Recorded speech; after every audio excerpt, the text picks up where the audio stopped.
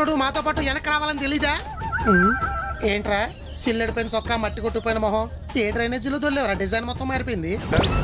నన్ను వదిలేసి ఎందుకు వచ్చారండి? తీసుకెళ్ళి తీసుకురావద్దా? కంగారు పడకం. బ్యాగులు ఎట్టుకుని బయటకు వచ్చేదాకా ఉన్నావు. బస్ ఎక్కేటప్పుడు చూస్తే పక్కన కండక్టర్ కేకలు ఎత్తాడని కంగారులో ఎక్కేసాం.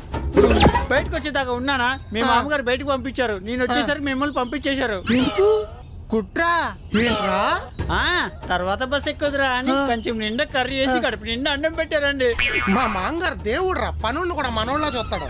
ఓకేం కాదు. మజ్జిగనంలో మామిడి టెంక నంచుకున్న గ్యాప్ లో నా బట్టల బ్యాగ్ దాచేసి 3 రోజులు పండగ మిగిలిపోయిన పాత పనులని చేయించాడండి దుర్మార్గుడు. మరి అలా తిట్టకరా. ఏ నేను ఆయన ఉంచుకోలేదురా, నేనే వదిలేసి వచ్చాను. ఎందుకు? నువ్వు ఉంటే ఈ ఇంట్లో పాచి పనులు ఎలా చేయరు కదరా,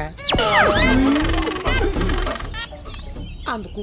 మిక్సీ బాగానే పనిచేస్తుందా కదా? అవును, మీ అక్క ఎక్కడ ఉందే? పొద్దు నుంచి కాఫీ టిఫిన్ కావాలని కాకిలే అరుతున్నా, కనీసం కావమని కూడా అంటలేదు. అన్నదు బిజీ కాబట్టి. మ్యాగీయా? నేనేమన్నా పెడిగ్రీ తిని పప్పినంటే సిక్కులడిపోయిన సేమియాలు బొచ్చులు వేసుకుని తీసుకొచ్చా. I want tiffin. టిఫిన్ అంటే టైం పడుతుంది, మ్యాగీ అంటే 2 minutes లో అయిపోతుంది. బొచ్చిచ్చి కొట్టానంటే పుచ్చగిరిపోద్ది, కాలు ఇచ్చుకుతానంటే నటి ఇరిగిపోద్ది. అడ్వర్టైజ్మెంట్ డైలాగులు కొట్టావంటే 4 గొంతులో పార్క్ చేస్తాను. ఊరు నుండి ఈ రోజే కదా బాగా వచ్చింది. కాళ్ళు బాగా సాపుకుని పడుకుందా? చాపుకొని పడుకుంటే చాకరీ చేయడానికి 10 మంది పనోళ్ళు ఉన్నారు. మరి అంజిగాడు కూడా రాలేదు.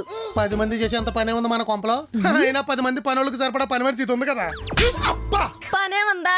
వారం రోజులు ఆడది ఇంట్లో లేకపోతే ఇల్లు ఎలా ఉంటుందో తెలుసా? చాలా ప్రశాంతంగా ఉంటుంది. ప్రశాంతంగా కాదు, శ్మశానంలా ఉంటది. మీరిద్దరు ఉన్న అలాగే ఉంది.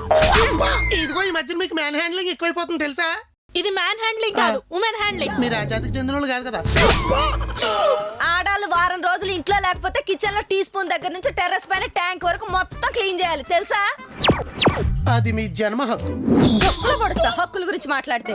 కాలు కింద పెడితే ఇసుక తగలకూడదు, డైనింగ్ టేబుల్ మీద డస్ట్ ఉండకూడదు, టీవీ క్లియర్ గా కనపడాలి, బాత్రూమ్ క్లీన్ గా ఉండాలి, ఫ్రిడ్జ్ డోర్ ఓపెన్ చేస్తే స్మెల్ రాకూడదు, ఫ్యాన్ ఆన్ చేస్తే దుమ్ము రాలకూడదు, బెడ్షీట్లు వేసి సోఫా కవర్లు మార్చి టీపాయిలు తుడిచి వాష్ బెషన్లు కడిగి బీరువాల బట్టలు సర్ది బాల్కన్లో బూజులు దొరికి కిచెన్ లోకి ఎంటర్ అయ్యేసరికి కాక్రోచులు కుటుంబాలతో సహా తిరుగుతూ ఉంటాయి. సింకులు చాలా చిరాగ్గా ఉంటాయి. గ్యాస్ స్టవ్ దగ్గర నుంచి గ్లాసుల వరకు, పప్పుల దగ్గర నుంచి పోపు డబ్బాల వరకు అన్ని శుభ్రం చేసి వచ్చిన చెత్త అంతా బయటపడేసి క్లీన్ చేసిన క్లాత్లని ఉతికి ఆరేసేసరికి అరికాల దగ్గర నుంచి అరచేతుల వరకు అరిగిపోయేలా అలిసిపోతుంటే